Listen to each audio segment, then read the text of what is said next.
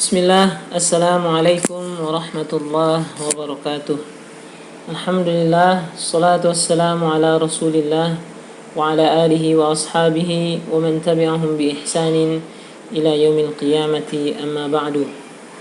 Aku sekalian rahmati Allah subhanahu wa ta'ala, kaifa halukum? Semoga antum semua senantiasa dalam keadaan sehat walafiat dan juga dalam lindungan Allah tabaraka wa ta'ala. Kita melanjutkan pembelajaran kita di tema 7, subtema 3, pelajaran 3 dan pelajaran 4. Sebelum melanjutkan pembelajaran, perhatikan adab-adabnya berpakaian yang rapi, jangan lupa berdoa dulu sebelum belajar dan juga siapkan catatannya. Pakaiannya yang menutup aurat, duduk dengan baik, menjaga adab dalam menuntut ilmu sebagaimana kita belajar di dalam kelas. Kita berdoa dulu. Allahumma inni as'aluka ilman nafi'an wa rizqan tayyiban wa amalan mutaqabbalan. Allahumma la sahla illa ma ja'altahu sahla wa anta taj'alul hazna idza syi'ta sahla. Subtema 3, peristiwa mengisi kemerdekaan, pelajaran 3 dan pelajaran 4. Ada 3 pelajaran yang akan mata pelajaran yang akan kita pelajari pada pembelajaran kali ini, yakni IPS, PPKN dan juga Bahasa Indonesia. Dan aku sekalian yang dirahmati Allah Subhanahu wa taala, kemarin kita telah mempelajari tentang beberapa jenis surat undangan dan juga pengertiannya. Kita telah mempelajari tentang apa itu surat undangan dan juga 3 jenis surat undangan. Jadi ada undangan resmi, undangan setengah resmi, dan juga undangan tidak resmi. Dan juga di dalam menulis surat undangan, kita harus menggunakan kalimat yang efektif. Apa maksud dari kalimat efektif? Kalimat efektif ialah kalimat yang singkat, padat, dan jelas. Maksudnya, kalimat yang bisa membuat si penerima surat itu mampu memahami dengan mudah isi undangan kita. Nah, anakku sekalian dirahmati Allah Subhanahu wa taala, di dalam surat, di dalam bentuk surat ada 7 bagian. Telah kita pelajari juga semalam, ada 7 bagian, yang ini dari kepala surat sampai ke pembuat surat, nama pembuat surat. Di dalamnya juga ada kepala surat, kemudian nama dan alamat tujuan, kemudian salam pembuka, isi surat, penutup surat atau salam penutup, kemudian tanggal dan juga hari pembuatan dan juga nama penulis surat. Itu ada 7 bagian daripada surat, 7 unsur surat. Yang paling atas kepala surat, yang paling bawah nama pembuat surat. Nah, itu pelajaran yang telah kita pelajari tadi malam atau kemarin hari Kamis tanggal 25 Februari 2021. Nah, hari ini kita melanjutkan pembelajaran kita, anak-anakku sekalian rahmati Allah Subhanahu wa taala. Dan juga ini masih berkaitan dengan pembelajaran yang semalam. Dan pelajaran ini berkaitan dengan apa yang akan kita pelajari pada hari ini. Nah, ini kegiatan mengisi kemerdekaan negara Kesatuan Republik Indonesia. Dan aku sekalian rahmati Allah Subhanahu wa taala, para pahlawan kita telah berjuang untuk memerdekakan negara kita tercinta, negara Indonesia. Maka tugas kita sekarang tidak perlu kita berperang untuk mengisi kemerdekaan, tapi cukup kita belajar, kita menuntut ilmu setinggi-tingginya, dan juga berkarya untuk negara kita. Belajar agama, belajar ilmu agama, untuk supaya bisa kita mengajarkan yang hak, yang benar kepada manusia. Ketika kita tidak belajar, kita akan susah berdakwah. Kita akan mengikuti kemungkaran, kita akan mengikuti hal-hal yang dilarang dalam agama. Tapi ketika kita belajar, maka kita akan tahu. Itu salah satu fungsi daripada kita menuntut ilmu. Ketika kita mempelajari pelajaran matematika, kita bisa mudah dalam menghitung, walaupun hanya perhitungan-perhitungan dasar. Ketika kita belajar tentang IPA, kita bisa tahu ternyata dari seluruh penciptaan Allah Subhanahu wa taala, ternyata ada hikmah-hikmah di balik penciptaan tersebut. Ada perubahan-perubahan wujud misalnya. ada jenis-jenis benda terkecil di dalam tubuh kita yang tidak ketahui yang sudah Allah ciptakan. Subhanallah. Ini pentingnya kita menuntut ilmu dan kita bisa berkarya untuk membangun negara kita. Nah, berbicara tentang kemerdekaan Negara Kesatuan Republik Indonesia, ada satu hal yang menjadi bagian penting dari perjuangan kemerdekaan, yakni peristiwa lahirnya Pancasila. Peristiwa lahirnya Pancasila. Nah, sebelum kita membahas tentang itu, kita ketahui dulu apa itu Pancasila. Nah, nusa sekalian rahmati Allah Subhanahu wa taala. Pancasila berasal dari bahasa Sanskerta. Bahasa Sanskerta ini maksudnya bahasa India kuno. Di zaman dahulu di negara kita atau di negeri kita, di daerah Jawa khususnya, itu mereka berbicara menggunakan bahasa Hindu kuno atau bahasa India kuno sebagai bahasa pengantar atau dalam bahasa penulisan. Juga ada bahasa Melayu dan juga bahasa-bahasa yang lainnya tentunya. Tapi di daerah Jawa sendiri, dalam bahasa penulisan, maka orang menggunakan bahasa Sanskerta sebagai bahasa dalam tulisan mereka. Nah, Pancasila berasal dari bahasa Sanskerta atau bahasa India kuno, yaitu panca dan juga sila. Panca artinya 5 dan sila artinya dasar. Jadi Pancasila berarti 5 dasar atau 5 asas. Kita biasa ada orang namanya Panca. Panca ini artinya 5. Kalau biasa ada orang namanya Panca, itu berarti dia anak kelima biasanya. Juga sila yang artinya dasar. Jadi Pancasila ini artinya 5 dasar. Yang biasa disebut 5 dasar Pancasila. Nah, istilah Pancasila ini telah dikenal sejak zaman Majapahit, yaitu terdapat pada kitab Negara Kertagama karangan Empu Prapanca dan kitab Sutasoma karangan Empu Tantular. Dalam kitab Sutasoma, Pancasila berarti berbatu sendi yang 5 atau pelaksanaan kesusilaan yang 5. Jadi istilah Pancasila ini sudah dikenal pada zaman kerajaan Hindu di daerah Jawa, yakni zaman Majapahit. Jadi Empu Prapanca dalam kitabnya Negara Kertagama dan juga Empu Tantular dalam kitab Sutasoma, ini merupakan dua istilahnya, mereka ini orang pintar pada saat itu, orang alim pada saat di kerajaan Majapahit. Mereka suka menulis buku, menulis kitab-kitab. Ini ada kitab Negara Kertagama karangan Empu Prapanca dan juga kitab Sutasoma karangan Empu Tantular. Nah, di dalam kitab mereka itu mereka menyebutkan istilah Pancasila sebagai sendi atau 5 batu yang menopang kesusilaan atau 5 batu yang menopang negara, cara untuk mengatur negara. Kemudian beradab itu ada 5 hal yang mengatur di dalam kehidupan itu yang mereka sebut dengan istilah Pancasila. Nah, anakku sekalian rahmati Allah Subhanahu wa taala, lahirnya Pancasila sebagai dasar negara terjadi pada saat sidang BPUPKI. Kemarin ada sidang PPKI yang kita bahas kemarin, yang mengeluarkan memilih presiden, kemudian menentukan dasar negara, undang-undang, kemudian memilih menteri-menteri, menentukan provinsi, itu pada sidang PPKI. Nah, sedangkan sidang BPUPKI atau lahirnya Pancasila ini terjadi pada sidang BPUPKI atau Badan Penyelidik Usaha Persiapan Kemerdekaan Indonesia.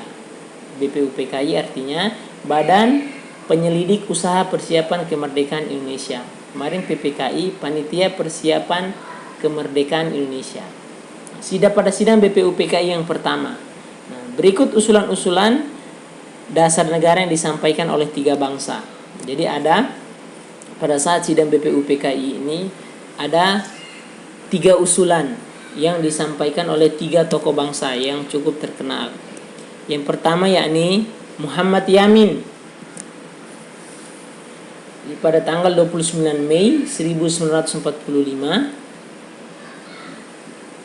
Muhammad Yamin mengusulkan 5 dasar negara.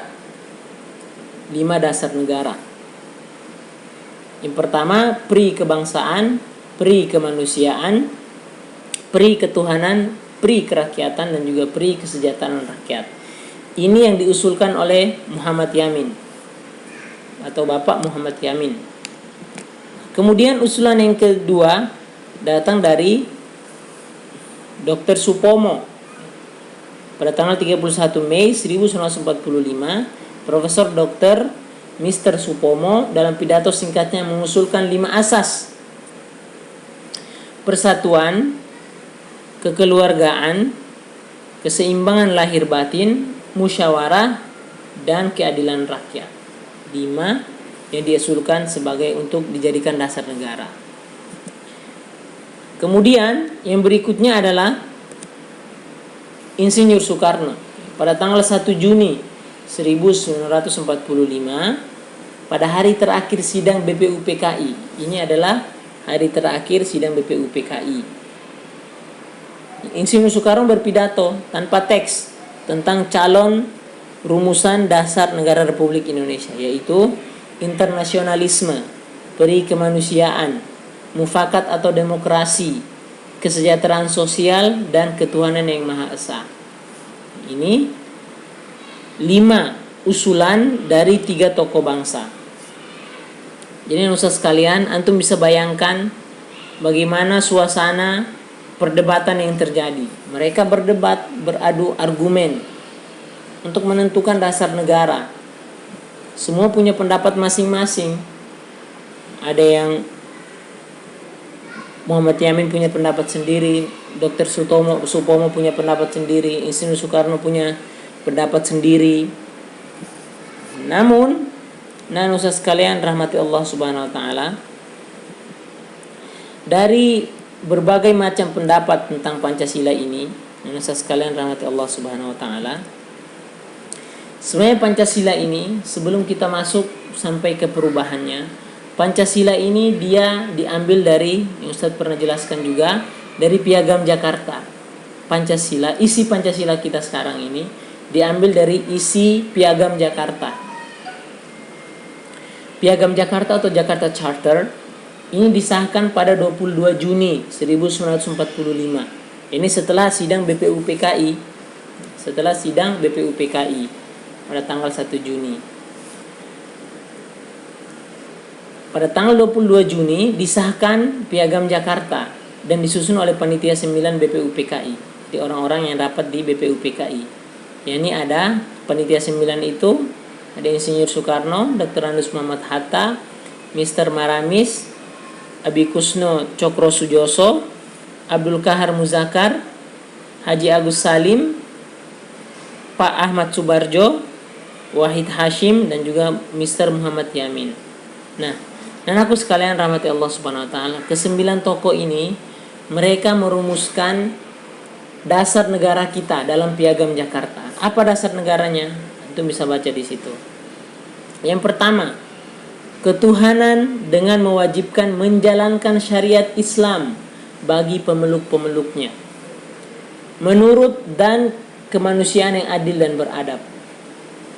Persatuan Indonesia, kerakyatan dipimpin oleh hikmat kebijaksanaan dalam permusyawaratan perwakilan, serta dengan mewujudkan suatu keadilan sosial bagi seluruh rakyat Indonesia. Ini merupakan isi daripada Piagam Jakarta. Ini yang menjadi cikal bakal isi Pancasila. Yang berubah hanya sila pertamanya, ketuhanan dengan mewajibkan menjalankan syariat Islam bagi pemeluknya. Dalam isi Piagam Jakarta atau isi Pancasila pertama kali itu mewajibkan kita sebagai umat Islam untuk menjalankan syariat Islam. Artinya kalau mencuri tangannya dipotong. Yang membunuh dia harus dibunuh juga. Itu isi Pancasila yang pertama, menjalankan syariat Islam. Namun terjadi banyak ide-ide masukan. Ini khususnya dari para tokoh-tokoh yang beragama Nasrani. Mereka mengusulkan pada tanggal 17 Agustus sorenya mereka bertemu dengan Dr. Andes Muhammad Hatta. Mereka menyampaikan keberatannya tentang sila yang pertama ini, ketuhanan dengan mewajibkan menjalankan syariat Islam bagi pemeluk-pemeluknya. Mereka keberatan, akhirnya pada hari besoknya, hari Sabtu tanggal 18 Agustus 1945, perundingan pun dilakukan, mesti berlangsung agak alot. Artinya terjadi perdebatan yang sengit antara para tokoh-tokoh, Insinyur Soekarno, Pak Ahmad Subarjo, Dr. Muhammad Yamin, Dr. Anwar Muhammad Hatta. Mereka berdebat panjang. Mereka ada yang berpendapat tidak usah diganti, kan ini hanya untuk orang Islam, bagi pemeluknya. Orang Nasrani tidak usah menjalankan. Berdebat, ada yang berpendapat diganti, ada yang tidak, berdebat sengit. Namun pada akhirnya sila pertama, yakni ketuhanan dengan kewajiban menjalankan syariat Islam bagi pemeluk-pemeluknya, diganti. Sebagai gantinya adalah ketuhanan yang Maha Esa, yang kita sering baca sampai sekarang ini, yang kemudian ditetapkan sebagai sila pertama Pancasila, yang menjadi dasar negara sekaligus falsafah hidup bangsa Indonesia. Ini menjadi dasar perubahan dari ketuhanan dengan kewajiban menjalankan syariat Islam bagi pemeluk-pemeluknya, diganti menjadi ketuhanan yang Maha Esa. Jadi awal pergantiannya sangat panjang. Perdebatan terjadi antara para tokoh di negara kita. Untuk mereka, kenapa sampai bisa berubah? Ini bukti bahwa tokoh-tokoh kita ini sangat mencintai dan juga menghargai perbedaan. Mereka mencintai saudara-saudaranya yang tidak Islam, yang non-Muslim. Mereka mencintai juga, makanya mereka menghargai, mereka mau untuk mengganti. Walaupun ada yang tetap bersikukuh untuk tidak mau mengganti. Namun inilah, Nusa sekalian, indahnya agama kita, tokoh-tokoh kita, para ulama pada zaman dahulu, mereka mementingkan musyawarah. Ini pentingnya musyawarah, anak-anakku sekalian. Musyawarah itu sangat penting. Musyawarah mufakat. Ketika putusan sudah diambil, maka semuanya sepakat. Maka sepakat untuk menerima perubahan dari isi Piagam Jakarta, dirubah menjadi ketuhanan yang Maha Esa. Akhirnya menjadi Pancasila, isi Pancasila sekarang. Isi Pancasila yang kita sering baca sekarang, ya. Nah, kemudian anak sekalian, untuk memberikan nama pada kelima dasar tersebut, lima isi tadi yang dari Piagam Jakarta itu, untuk memberikan namanya maka diusulkan istilah Pancasila. Nah, istilah ini diusulkan oleh Insinyur Soekarno. Beliau mengusulkan untuk memberi dasar negara itu dinamakan dengan Pancasila atau 5 dasar. Nah, pada tanggal 1 Juni ini dianggap sebagai hari lahirnya Pancasila sebagai dasar negara. Sesuai dengan pidato Bung Karno tadi, pidato Bung Karno pada tanggal 1 Juni, akhirnya dianggap tanggal 1 Juni sebagai hari lahirnya Pancasila. Nah, Nusa sekalian rahmati Allah Subhanahu wa taala, ini isi 5 sila yang sering kita, atau yang menjadi ketetapan sebagai dasar negara kita, yakni ketuhanan yang Maha Esa, dilambangkan dengan bintang, kemanusiaan dalam beradab dilambangkan dengan rantai, persatuan Indonesia dilambangkan dengan pohon beringin, kerakyatan dipimpin oleh hikmat kebijaksanaan dalam permusyawaratan perwakilan dilambangkan dengan banteng, keadilan sosial bagi seluruh rakyat Indonesia dilambangkan dengan padi dan kapas. Ini perubahan dari Piagam Jakarta menjadi isi Pancasila. Yang berubah adalah sila pertamanya, dari ketuhanan dengan kewajiban menjalankan syariat Islam bagi pemeluk-pemeluknya, kemudian diganti menjadi ketuhanan yang Maha Esa. Artinya di negara kita ini, agama atau kepercayaan apapun yang dianggap negara, dia itu tidak boleh mempercayai lebih dari mempercayai bahwa ada Tuhan-Tuhan yang lain, tidak boleh sebenarnya. Maka Islam ini sebenarnya agama yang paling tepat. Nah, Nusa sekalian, agama kita agama yang paling tepat, karena kita yang mempercayai Allah Subhanahu wa taala sebagai satu-satunya Rabb semesta alam. Baik, dan aku sekalian rahmati Allah Subhanahu wa taala, itu peristiwa proses lahirnya dan juga terbentuknya dasar negara kita yang kita sebut dengan Pancasila atau 5 dasar. Nah, dan aku sekalian rahmati Allah Subhanahu wa taala, Pancasila dan juga keberagaman di antara para pahlawan kita yang telah berbesar hati menerima perbedaan. Maka ini juga sikap yang harus kita lakukan, khususnya ketika kita di sekolah, kita di rumah maupun kita di sekolah. Tentu kita di sekolah kita memiliki teman-teman yang beragam idenya, isi kepalanya berbeda-beda. Sama seperti para pahlawan kita, berbeda-beda sukunya, berbeda-beda pendidikannya, cara belajarnya. Tapi mereka mampu memutuskan sesuatu melalui musyawarah, mufakat, sepakat terhadap isi musyawarah. Saling menghargai satu sama lain. Kalau mereka tidak bersatu, maka mustahil kita bisa merdeka sampai sekarang ini. Tapi karena persatuan mereka, akhirnya negara kita alhamdulillah menjadi negara yang aman.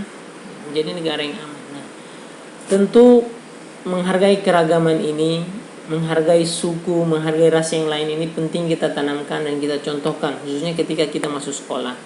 Ketika kita bertemu dengan teman-teman yang lain yang memiliki latar belakang yang berbeda, sukunya yang berbeda, dan juga sikapnya yang berbeda, maka ini harus kita sikapi dengan baik. Yang pertama, kita menghormati dan menghargai sesama teman. Hargai sesama teman, terima perbedaannya. Walaupun dia berbeda, dia tetap teman kita di kelas. Kita menghargai dia, menerima pendapat dia, dengarkan apa yang dia sampaikan, kita hormati dia sebagai teman kita. Apalagi kita di SDT Fajrillahi 2 adalah muslim semuanya. Subhanallah. Maka ini menghormati dan menghargai sama teman ini harus sangat kita agungkan sikap ini, karena ini merupakan salah satu adab yang baik bagi seorang muslim. Kemudian menolong teman tanpa membedakannya, ini juga perlu diperhatikan. Kadang kita pengen main sama teman yang itu saja, tidak mau main sama teman yang lain. Teman yang lain kesusahan tidak mau kita bantu, tapi ketika teman yang satunya lagi kesusahan kita mau bantu. Maka ini namanya kita tidak menolong atau kita tidak menghormati dan menghargai teman yang lain. Maka kita tidak boleh, mau apakah itu anak kita sekarang kelas 5, ada yang kesusahan, apakah dia kelas 1, kelas 2, kelas 3, kelas 4, kelas 6, kita tetap harus bantu. Kita bantu, bukti bahwa kita sebagai muslim yang baik yang pertama, dan juga bukti bahwa kita alhamdulillah memiliki adab yang baik. Kita menghargai orang bukan karena suku, ras, bukan karena kelasnya, bukan karena jenjangnya. Kemudian menumbuhkan semangat persaudaraan. Harus tunjukkan, antum kelas 5, tunjukkan bahwa antum adalah contoh yang baik untuk adik-adik antum yang kelas 1 sampai 4. Tunjukkan contoh yang baik, antum buang sampah pada tempatnya, makan, duduk, menggunakan tangan kanan. Tunjukkan adab-adab yang baik. Semangat persaudaraan, antum berteman dengan teman kelas antum tidak gaduh, tidak ribut-ribut, saling menyayangi, saling menghormati. Maka ini anak ustaz sekalian, ketika antum mencontohkan hal yang baik, menumbuhkan semangat persaudaraan di kelas, maka ketika yang lain melihat, mereka pun insya Allah akan meniru. Maka ini menjadi pahala yang tidak akan putus-putus, menjadi amal jariah. Jadi anak ustaz sekalian, perilaku yang telah dicontohkan oleh para pendahulu kita, maka ini kita terapkan. Kita terapkan karena sikap baik yang harus kita ambil. Kita ketika melihat sesuatu yang baik yang harus kita contoh. Kita contoh sikap-sikap yang baik, khususnya ketika kita di sekolah. Apalagi sekarang di rumah juga seperti itu. Jangan memaksakan pendapat kita, apalagi dengan orang tua. Masya Allah, ini tidak boleh. Tidak boleh kita sampai bertengkar atau membalas dengan kasar omongan orang tua. Ini tidak boleh ya. Harus kita berbicara dengan cara yang baik, harus berbicara dengan lemah lembut. Berbicara dengan lemah lembut, apalagi kepada kedua orang tua kita di rumah. Disuruh belajar, ya kita harus belajar. Disuruh murojaah, harus murojaah.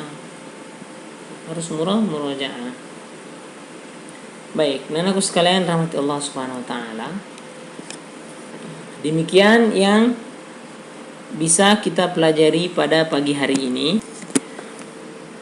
Kita telah mempelajari tentang peristiwa lahirnya Pancasila, proses lahirnya Pancasila sampai menjadi dasar negara kita, dari Piagam Jakarta, kemudian sidang BPUPKI, para tokoh-tokoh, Pak Ahmad Subarjo, Dr. Anus Muhammad Hatta, Insinyur Soekarno, Pak Muhammad Yamin, Dr. Supomo.